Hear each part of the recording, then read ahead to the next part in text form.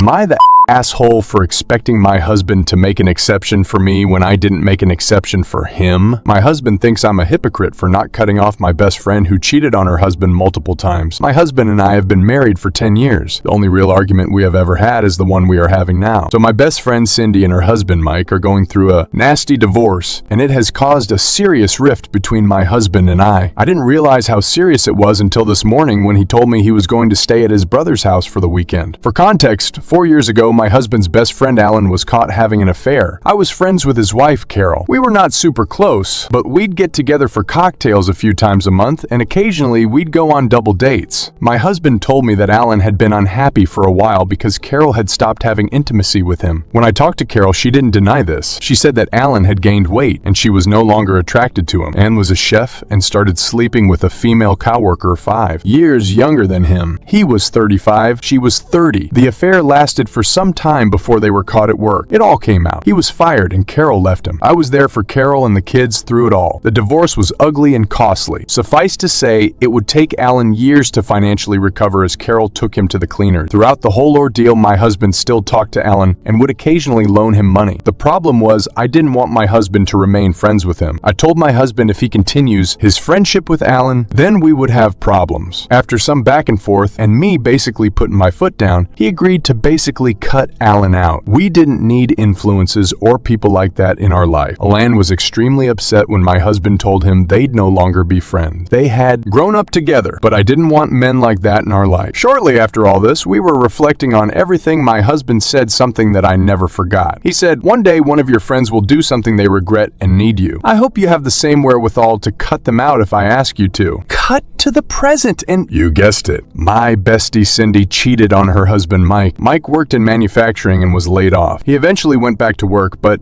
at a much lower wage and money was tight for them. Cindy picked up a job working as a barista. As she tells it, one of her regulars was a younger guy in real estate who had an eye for her and was constantly asking her to get together. He would slip in $100 tips a few times a week. He knew she was married. Eventually, Cindy gave in and started seeing this guy regularly on her days off while Mike was working. Because she had already started an affair with someone, she threw herself into the deep end and began seeing another guy on the side too. The guy in the restaurant who gave her tips was an emotional as well as physical affair, whereas the 3 other guys she was seeing were all strictly physical affairs. She told me she always felt guilty and knew it was wrong, but couldn't stop herself. She said the intimacy with the guy from the restaurant was like she'd never experienced with Mike, and she felt wanted and desired it again. They were caught when their oldest daughter came home early from school because she wasn't feeling well. Cindy was busy with her affair partner, didn't see the text from her daughter, and the daughter walked in on them. The daughter told Mike. Mike was devastated, and they are getting a divorce. The family has basically ostracized Cindy and want nothing to do with her currently, and a few friends have been her support through everything. I need to say that I recognize what she did is terrible. However, my husband has pounced on this opportunity and is demanding eye contact with her completely, just like I did with him 4 years ago. He says, "We don't need cheating cradle robbers in our lives." I explained that this is different and the issues between Mike and Cindy are more complicated, and she feels genuine remorse and wants her family back. He says he doesn't care about the issues or how she feels and that he made a sacrifice for me years ago by cutting out one of his closest friends, and I need to do the same for him. Told him I wasn't going to do that and that he was being petty and vengeful. And he knows the situations are completely different. This morning he said he's heading to his brother's for the weekend. He said he feels betrayed. I honestly don't see how he feels this way.